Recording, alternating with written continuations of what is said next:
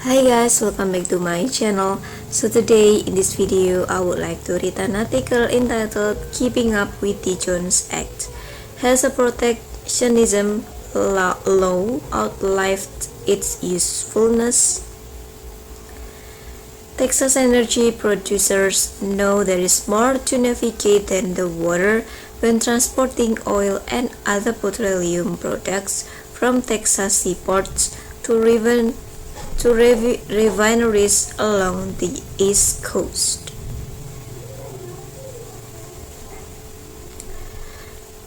The Maritime Act of 1920, better known as the Jones Act for its original sponsor, Washington St. Louis Regions, is a federal law regulating sabotage or naval transport in U.S. coastal waters and between domestic ports, as well as other aspects of the maritime industry. Under the Jones Act, foreign carriers and crews are banned from domestic water routes.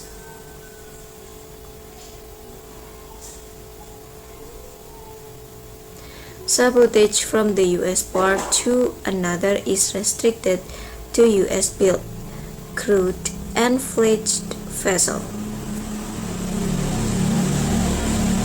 The requirement was the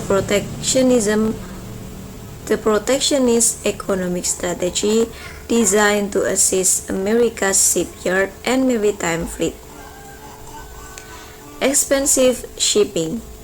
Today, however, this Jones Act requirement entails a burden for shippers due to higher costs involved in using U.S. vessels. According to the U.S. Department of Transportation's Maritime Administrations or maroc, the total average cost of operating a U.S. flag vessel is 2.7 times higher than the incurred by foreign flag counterparts.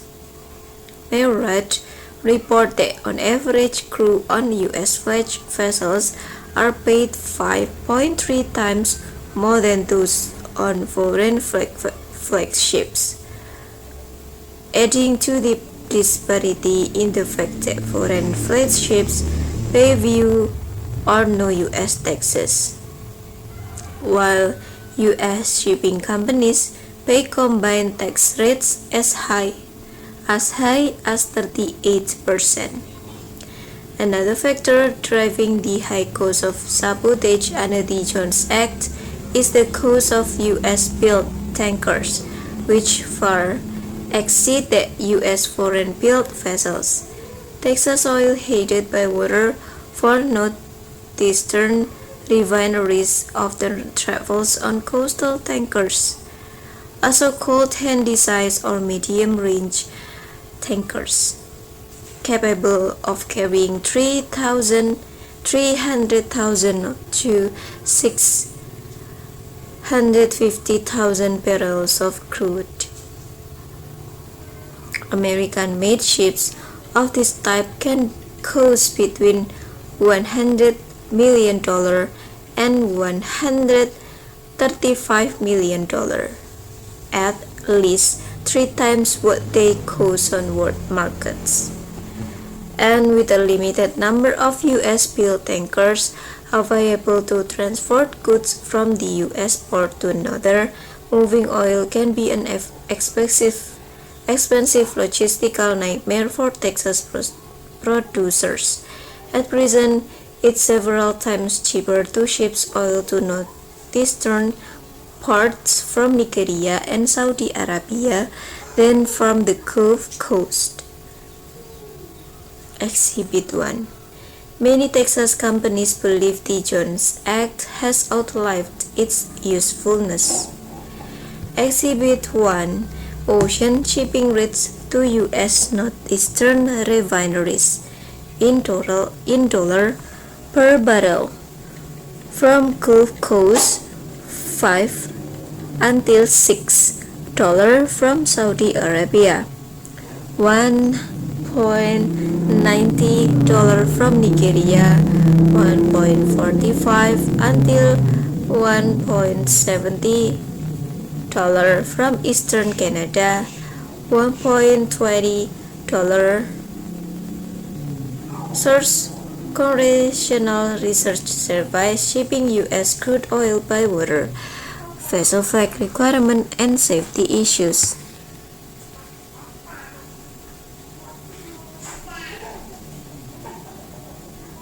The economics versus security. I don't like this Jones Act because it makes no economic sense, said Dr. Bernard L. Winstein, an economist and associate director of Southern Methodist University Maker Energy Institute.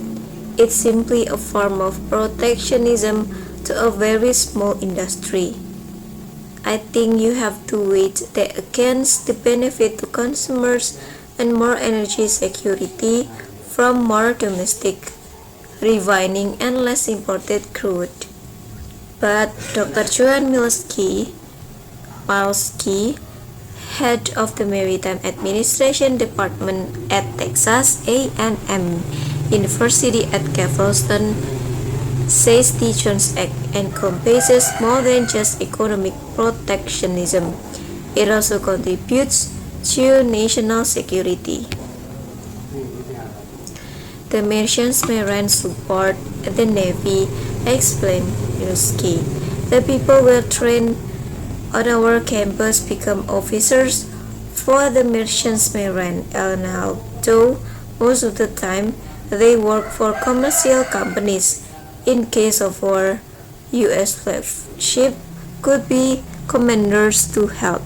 That's part of why the Jones Act exists. Milski admits that from the market perspective, the Jones Act is barrier to trade. But the questions involve safety and security. I'm all for free markets, but I'm also a maritime security person. She says, if we totally lifted the Jones Act, any foreign flagships could go anywhere on our waterways, including up the Mississippi rivers.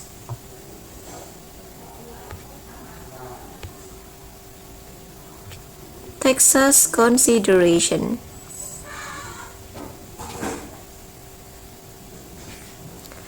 Texas energy industry certainly feels the effect of the Jones Act. The state's own petrochemical refineries are primarily set up for heavy Middle Eastern oil. Most U.S. refineries capable of refining Texas light sweet crude are located along the East Coast, making sabotage essential. We have a surplus of light crude coming out of the Eagle Ford, and most refineries along the Gulf Coast are geared toward the heavier crude. So we are exporting from Corpus Christi and Houston to the northeast, explained Winstein. I suspect if the Jones Act were lifted, we would see the tremendous increase in the volumes of oil going from Texas to the northeast, he says. This would be a good way to not only supply our oil to our refineries, but also reduce the dependence of northeastern U.S. refineries on imported crude. The Anti-Jones Act. Winstein points to the influence powerful special interest groups and union lobbyists have with Congress as the reason for the Jones Act continued existence. Efforts to repeal all part of the Act have been debated in Congress for years with no effect. The most recent attempt to modify the Act was made by Senator John McCain, who proposed an amendment to the Keystone Pipeline bill in January 2015 that would repeal the sabotage provisions. It failed to pick up the support needed to bring it to a vote. So, the time is up and the article will be continued to read on the next video. So bye bye, and don't forget to like, comment, and subscribe. Bye.